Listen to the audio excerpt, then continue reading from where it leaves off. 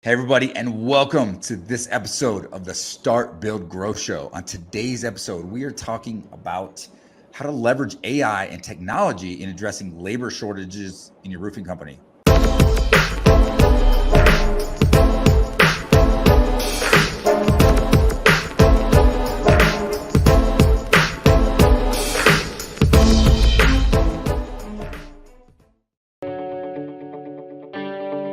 John Gleave is a fully customizable back office solution. Track leads, jobs, tasks from one easy-to-use software. And with the largest ecosystem of integrated partners, if we don't do it, we have a friend who does. Learn how the number one back office system in roofing can help you be efficient, be organized, be professional, and be profitable. I just think our salespeople are being a little bit of, lead babies.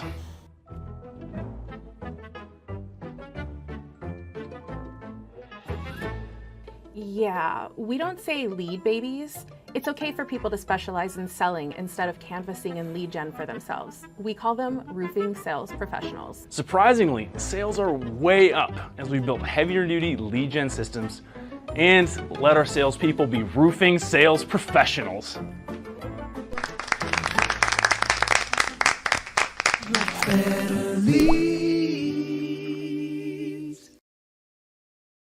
All right, today, as I teased, labor, man, I get this all the time, not just in roofing, in all of the trade space. It has been a difficult challenge for the entire home services industry. And we got John Gleave here today with SubBase. We're going to talk about that, how he's leveraging AI and technology and helping solve this problem. Welcome to the show, my man. Hey, thanks, man. It's good to be here. Awesome. So in traditional show fashion, we'll dive into some good tips and tricks and help the listeners with their entrepreneur journey. But let's go to the beginning, my man. So you got a history in this space, and let's share your story of how you got into roofing and how you ultimately landed where you are now. Sure. Yeah, thank you. So my roofing journey actually began in high school. I had a neighbor who owned a roofing company and worked for him in the summertime. It was great pay. It was great exercise. Kept me with a nice tan, kept me in shape, and did that starting around 14. I won't tell you who the contractor was. I heard me 14, but anyway, we got in there, did some good work, and did great with it. Had a lot of friends, made a lot of connections, and all the way through high school. So after high school was over, I had been looking at going to college and doing a couple things. And actually during that time, I decided to take a break for 2 years and go serve a mission. Came back and went to school for engineering. So that was my passion. That's where a lot of my background is. And all throughout high school, I was taking classes for design, CAD modeling, fabricating. I just had a really strong passion for using my mind and my design stuff. So anyway, did that, went through, learned a lot about carbon fiber composites and worked on various programs like the F-35, was a engineer on that program for a while, and did a lot of cool stuff with castings, was in the nuclear scene. So there's a lot of nuclear power generation. Was able to get my hands on, helping design some of the components that went into those. And, I wanted to still have a little bit of a hand in roofing, so I started a small roofing company. Just on the side, did a couple side jobs here and there, and really lived that engineering life for about 10 years. And about 2018, my little side hustle had kind of turned into something a little bit more, where it was taking a lot more of my time. And I've always been an entrepreneur, always wanted to do something unique, and I just could not work well under somebody's thumb and put in a small box where it was, hey, you know what, this is what you got to do, and this is how you're going to do it. And, creativity is for somebody else. Really struggled with that. And so just, took the roofing side and said, hey, you know what, this is my outlet. This is my avenue. This is where I'm going to be able to kind of flex these entrepreneurial muscles.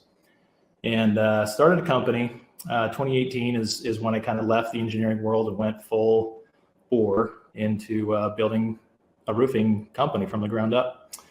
Started with some pretty good technologies. We're talking about tech on this episode, and was one of the early users of Job Nimbus, and they've been a fantastic partner from, day one, taking ideas and implementing them into their software. From there, we learned how to do a lot of integrations with other softwares, and from my engineering background, had somewhat of an obsession over automation. Like, how do I replace a human with an automation, or how do I replace a process with an automation, and just try to run a lean operation. And I don't know, the engineering really just kind of helped push me into this different perspective in running a roofing company. Gotcha. Kind of the beginning. I love it. Yeah, it's like you went like blue collar to engineering back to like business, and kind of put all that together, man. And I can nerd out with you a little bit, because I'm a big car guy. I love carbon fiber, everything, watches, and it's on my wedding ring. I've always been intrigued by like how that process of that works, of creating and building things in carbon fiber. So like that's a pretty interesting dynamic, going from literally working on the roof with a hammer, building roofs to becoming an engineer for multiple years on some big high level projects, to back into entrepreneurship. And you mentioned, you started that roofing company, but I like to ask the question on, I think everybody can relate to this. We all have that moment. There was something in life, that's something that just triggered us to say, now's my time to jump. Now's my time to leap, and I'm going to go full force. I'm going to put my chips on the table, and I'm going to bet on myself, and I'm going to go for it. Like, press into that a little bit. Yeah, absolutely. So 2018 was kind of an interesting year. I had been planning to leave that year and kind of jump into the roofing thing.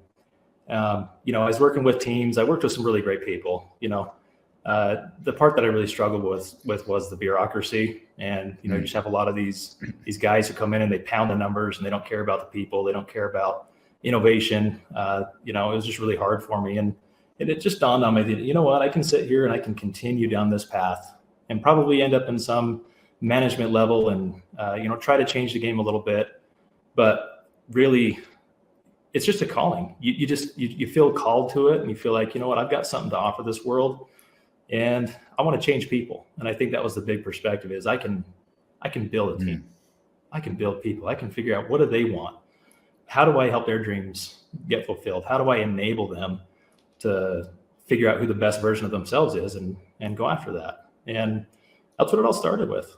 It was in my house. I ended up in a unfinished portion of my basement with a laptop, and it was a lifetime table and a metal fold-out chair. And, most guys are starting in the garage, and I started in a little dungeon of a room.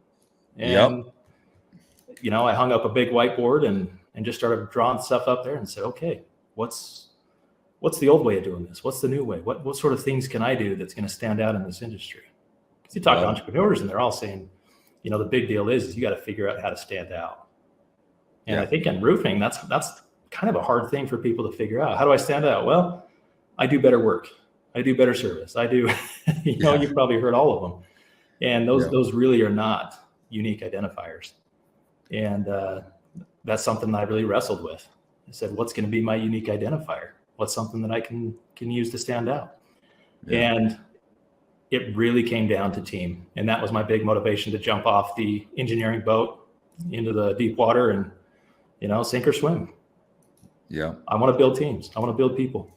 Yeah. I love that. And that's, you're talking about purpose, and a lot of us, we have whatever reason we have to start our business, and to have something that's bigger than ourselves that drives us is what helps, but also is like a determining factor between those who succeed and those who don't. Mm-hmm. If you're just chasing money or just doing something because it's a shiny object or it's a good idea, that's only going to last so long. We need to dive deeper. And obviously I digress though, I like kind of off the rails here a little bit, but I love that sort of stuff, because I think, helping as a business coach, as a life coach, like I really love that kind of press in and help people identify those things above and beyond the surface layer of why they start their business or why they do what they do, because when you truly love building people and creating people, now we're getting into surface, getting below the surface, we're getting into purpose. And that's so much more powerful than just, some of the basic level stuff that we hear on here. So thanks for sharing that. It's awesome. I think there's some takeaways there for sure for those of you listening. And obviously we're going to get into some cool technologies, some cool things, but man, live your life and find what really drives you as far as how to, how you're able to lead and grow others, and find those pieces that really make you, wake up every day with the positive energy to make that happen.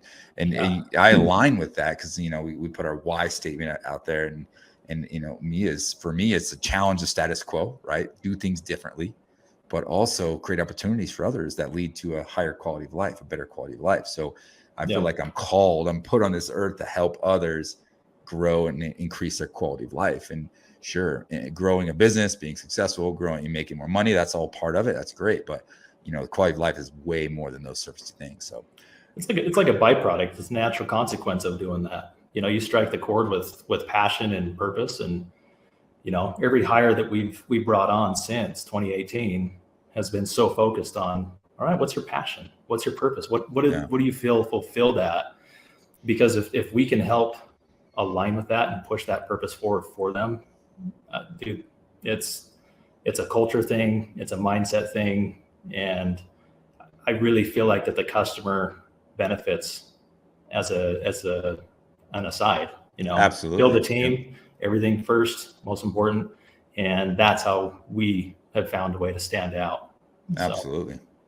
I love that. So, and now kind of circling back, you're building a roofing company, 2018, getting going with that, you're instantly like your mindset's different than your traditional, roofer. What are some of the things that you identified that were challenges that triggered you to then start going down another path of automations? And then now we're at a world where AI is starting to become a big thing. So I'm intrigued to kind of hear this part of it. Let's press into that.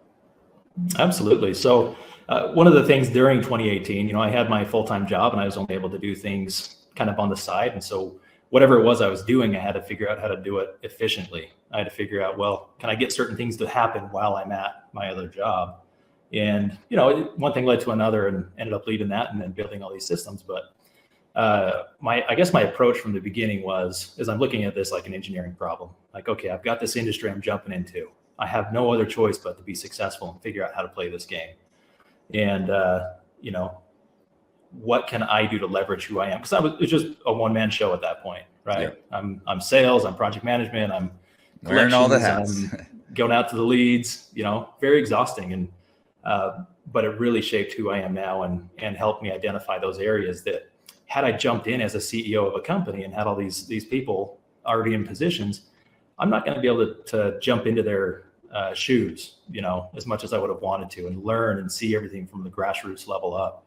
And developing that and kind of starting in those positions, I was able to kind of see like, okay, if somebody else was coming in this position, I would really hate dealing with this or dealing with that, or I'd love to have this tool that would help me achieve this or achieve that. How can you take a service-based business, put as many processes and systems in place as you can, automate as many of them as you can, so you can get as close to, the production line that Ford came up with in the early 1900s. Yep. You can have your Model T in any color as long as it's black. And, yep. For a period of COVID, that was one of the things we had to go through, right? You can have any roof color you want as long as it's charcoal. Yeah, we're dealing with that right now. It's like, hey, you get 3 color choices and you get what you get when you get it, Yep. But you take those unknowns, you take all of those things that are like, okay, these things are out of my control. How do I align them? How do I bring them into something that is going to make a simplified process for a homeowner? Yeah. But let's be honest. Like I really think homeowners get really intimidated by needing a new roof. It's a big project. It's messy. They have to deal with so many people coming in and giving bids. Are they going to get taken care of? There's so many stories about people getting taken advantage of. And our industry desperately needed some of those changes that happened through COVID, with remote bids and utilizing other technologies, Zoom calls with people. They really kind of helped, I guess, be a springboard to some of the technologies we have now, which I'm really grateful for. Job Nimbus has taken their capabilities and their software and significantly grown it over the years. Yeah, It's been fun to kind of awesome, see it. yeah. Lots of new integration. So, but yeah, to get to your question, so how we really saw, technology and AI being able to be leveraged into this is, can I create a company that runs on half of the personal resources and still be effective? Is there a way for me to, in a way, build a system that automates our estimates? And that's one thing that for my roofing company we did is I developed an app that we have a huge database of all the products, all the services, all the pricing that gets updated in real time. And we've put it in the hands of our project managers, where they're only putting in the basic information. So I could have a project manager come off the street that was selling cars, and he can come in and plug into this roofing deal. And there's such a technology behind it that he's going to be able to compete with somebody who's been at it for a year or two. So yeah, that's been a fun one. Nice. So, fast forwarding, I mean, that's obviously important on the front end of the sales, and there's been a lot of tools and a lot of cool things. And you mentioned, I mean, obviously Job Nimbus has been a huge part of my business and a huge proponent. I mean, they're a primary sponsor of the show. Thank you guys. We wouldn't exist without the show. And they've been on here a number of times. I love the whole team there. It's a great organization. And they keep integrating and finding other companies that come about, but there's still a big, challenge in our industry, and that's labor. Whether it's subcontracted or trying to find in-house labor, and it's not just roofing; it's all over the place. It's become, I think there is like we're in the age now where there's almost, I hate to use the word pandemic, but there's a major challenge in all across the country of labor. There's labor shortages everywhere, and to find skilled labor, people that want to get up and work 10, 12-hour days in the heat and do a great job at it and take pride in there. It's becoming a challenge. It's becoming fewer and farther between. You identify that as well. So what did you guys do how'd you come up with an idea to kind of solve that? Yeah. So from the outset, my roofing company utilized subcontractors, and I had a very specific reason behind that. There's always a debate of in-house crews or subcontracted crews. And I guess my perspective on it is the subcontracting crews, they were motivated to do a good job, right? Because if they didn't do a good job, they didn't get future work. And, they also had the component of running their own business, and there's pride in that. Mm-hmm. And you don't notice that quite as much, I think, with the W-2 guys is, they show up and they do the work and they want to be part of the culture. And I think that model works for some guys. And, for us, it was helping these subcontractors, want to be a part of our team, doing work with us, but also having that pride factor of, hey, this is your business too.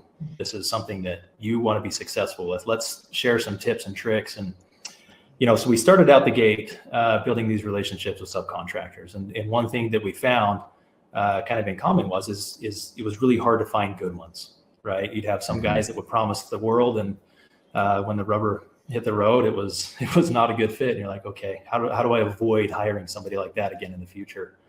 And it's a solid vetting process, and we would go through at all levels, figuring out, okay, let's make sure you've got the right insurance. Let's make sure you've got the right workman's comp. Let's make sure you've got the right tools and equipment. If you guys are using dumpsters on job sites and scraping up driveways, that doesn't play well for us or the customer. Ensuring that they've got a dump trailer or some sort of, set of tools that's going to make them work fast and efficient. Yeah. So being able to kind of take that and say, okay, here's this perfect subcontractor that I want to have, and coming up with the credentials of what they need to meet to be able to work well with our team is really kind of what started SubBase.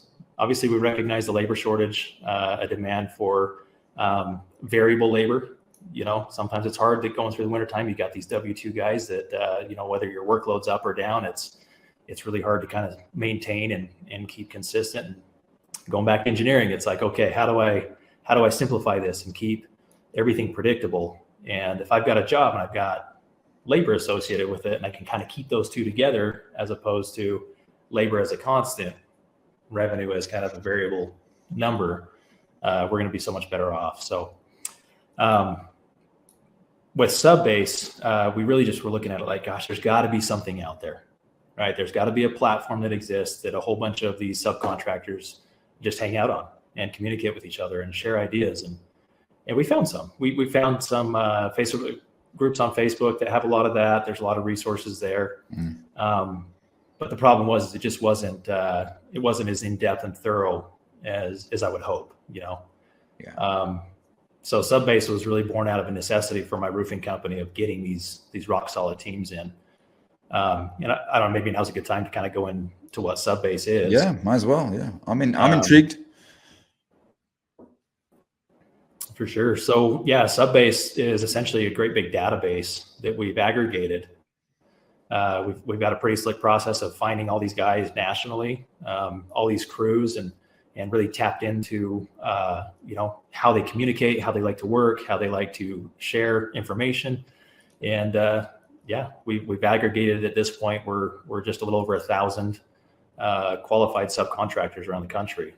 And these guys are coming from various capacities. Some of them are specific to shingles. Some are specific to metal, you know, membrane, TPO, commercial. Some of them have military access. They can get on, you know, government projects. So we're really trying to take the whole breadth of the subcontractor labor pool for roofing specifically at this point and say, okay, let's build a database. Let's figure out a way for us to filter out by what we need and present it on a platform. And that's, in short, that's SubBase. Gotcha. So I'm a roofing contractor, and I have a job in XYZ city or some projects or some work out there. And I'm like, oh, I need to find labor. This is basically the way to do that. 100%. Yeah. So what's especially if it's unique.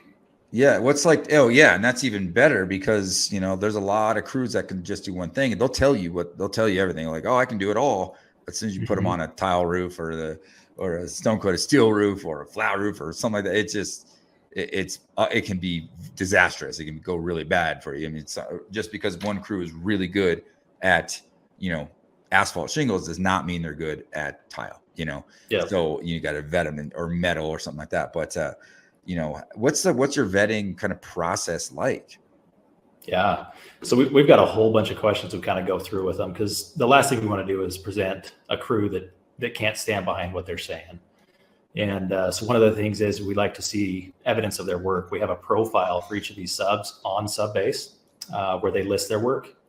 You know, everybody wants to see references. Everybody wants to see, hey, have you done, you know, presidential shingles? Let's see what they look like. And you can tell pretty quickly from a photo if they know how to do the more complicated shingles or not. Or, you know, send me some more details of your metal. I want to see how you guys terminate at the eaves. I want to see how you guys put, you know, counter flashings on. And so pretty slick process in being able to say, okay, let's see your work, but also send us over your insurance. We got to get copies of everything there. We've got to check the local and city code requirements and license divisions and make sure those licenses are legitimate. Make sure they're up to date, and we have a way to kind of track those and make sure that everybody who's being offered on SubBase is ready to roll and not somebody who their license expired 2.5 years ago. Yeah. I think in a world of storm activity and contractors, you know, we just came out of in my market, we just came out of a 4-year drought with no storms. And all of a sudden we got, you know, 4 years worth of storms all in like one season. So you guys it presents a whole nother level of challenges that you can't expect. You can't look for, you can't expect. But during that drought time, you know, there's a lot of contractors that struggled or maybe left and had to work different places. And, you know, say what you will about, you know, the quote unquote stereotypical storm chaser, but as an entrepreneur and a roofing owner, you got to do what you got to do to build a business, to run your business, to pay your bills, to grow. And there might be a certain circumstance where you need to open new offices or go work somewhere or partner with somebody or you get creative in those sort of things. And this is definitely a way to kind of help ease the burden of the labor side of it and being able to know and be confident that, hey, no matter what I do, wherever I go, I can have a resource for that. So I think it's pretty cool. It's a cool concept you guys are working on. You know, how long have you been doing that? And then, you know, what are some of the, you know, I'm an entrepreneur. This is a show about entrepreneurship. So obviously it's a cool product, those sort of things, but it's still a business, man. Like what are some of the challenges of getting, you know, and here's the thing. Yes, it's nice to say, oh, cool. This is this new product. There's new platform out here, go check it out. But there's also, we're entrepreneurs listening to this show. You know, you build a roofing company, but then building a technology company is a whole different level, a whole different ballgame. You know, what are some of the challenges that you've seen in that side of it? We're all roofers, and I talk about this a lot, but so many roofing contractors, guilty as charged. Okay, I built a roofing company. You see some success, and all of a sudden you maybe think you have that Midas touch, and you're like, well, I'm going to do this. And you have that shiny object syndrome, right? SOS. And you just start branching off trying to do all these other businesses. And then all of a sudden, none of them are really that successful. Yeah. And the excitement is in the chase. The excitement is in the creativity and the entrepreneurial side of things. But sometimes we need to just rest and stay in the moment and really make sure that what we have is sustainable long term. You know, you start a roofing company, you see some growth in 2 years, you automatically think you're the best thing since you're the greatest entrepreneur in the world. But that's not true in many cases. So starting another business, what are some of the challenges you've seen in that pace?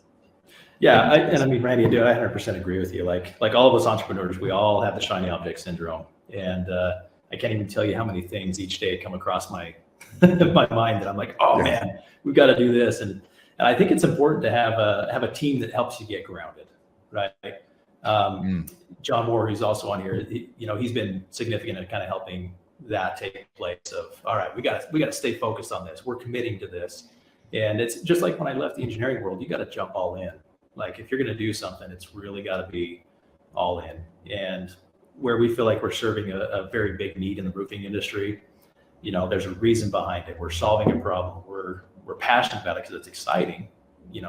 We're playing with a lot of cool things, and as AI gets a little bit more intelligent and a little bit more creative and predictive, and dude, it's going to be so hard to tell between whether or not you're talking to a human or a AI representative.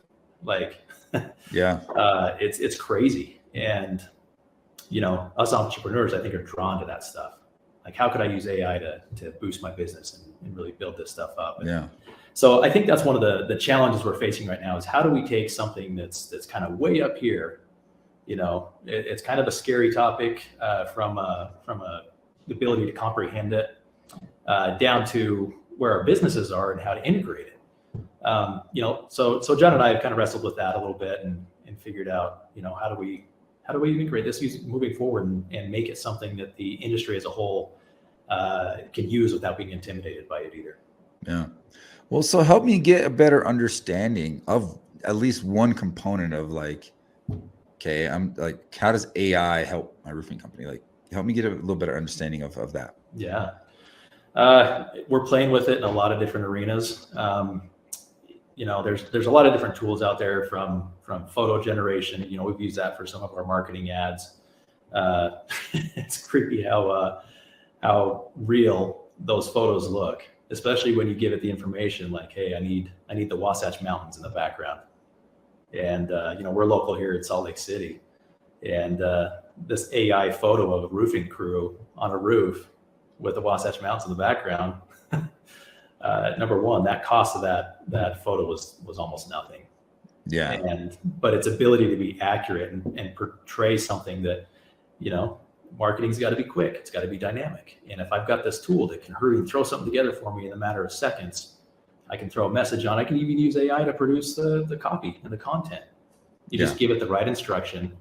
And I think that's really where its limit is right now is those who are using it is learning how to prompt, how to tell these AI systems what and how to do it. Yeah. And the more believable you can make it, the better it's going to be for marketing. Everybody's BS filter is so good. Yeah, well, in as expected, now you go on social media and all of a sudden there's this, hey, buy my course on how to prompt your AI or chat GPT. And of course, now that's out there too. But I mean, there's something to be said about pay attention to it. Like, it's happening. It's, I play around with it a little bit, and this is crazy what kind of copy and what kind of things. I know a guy who's written multiple books now, helping with the help of AI, and it's just crazy how it's working. So I think marketing is probably one of the biggest areas that we're going to see the quickest impact. And then now, getting into building technology and those sort of things, you're able to kind of ramp up that database by finding information from people as quickly as possible. So that's awesome, man. So, so if I'm interested, right, I'm interested in SubBase and finding crews and knowing those sort of things, what's the best way to follow up to kind of carry on that conversation with you to learn more about it? Yeah, absolutely. We've got a Facebook page. We've got, you can email us at info@joinsubbase.com. We've got a lot of really cool, new, exciting things happening over the next few months. You're going to see us at IRE and a couple of these other trade shows coming up. So it'll be fun to bump shoulders with some of the industry partners and, really just sit down and chat about this. Labor's a big deal coming up. 10, 15 years from now, we're going to have a completely different outlook and layout. And, now is the time to start getting ahead of that. So we feel like that's what we're offering with SubBase here is something that's going to take an entrepreneur who's running a roofing company and massively expand his capability. And to be honest, SubBase isn't going to be for the other types of contractors that are a little bit more used to doing everything kind of on their own. We're geared more towards that entrepreneurial roofing contractor. Yeah, kind of someone who's just getting started or just maybe kind of branching out and adding new locations or those sort of things. So very cool, man. So you're probably familiar with the show, but as we start to land the plane, just to wrap this thing up, you're an entrepreneur, I'm an entrepreneur, and I know there's some things that you've learned and maybe some advice that you've gotten that just really resonate with you. So now's my opportunity to put you on the spot and give us your golden nugget, my man. What's the, for our listeners out there, what's the one big piece of advice that you'd want to give them that you think's going to be the most valuable? You bet. Number one for me, always do the right thing. Always. Yeah, love it. It will help in every aspect of life, and I'm a big believer in that.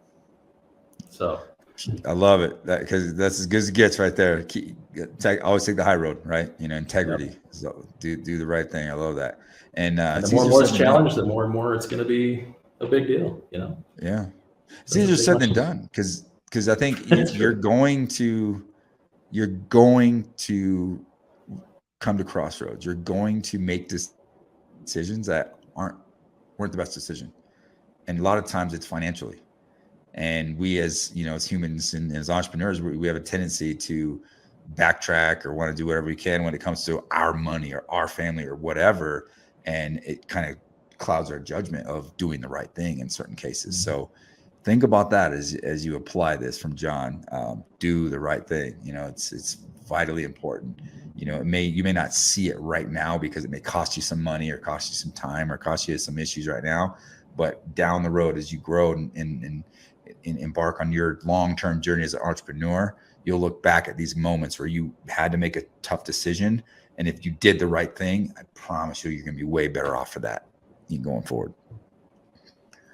Well, my man, it was awesome hanging out with you. I appreciate your time. I love what you're doing.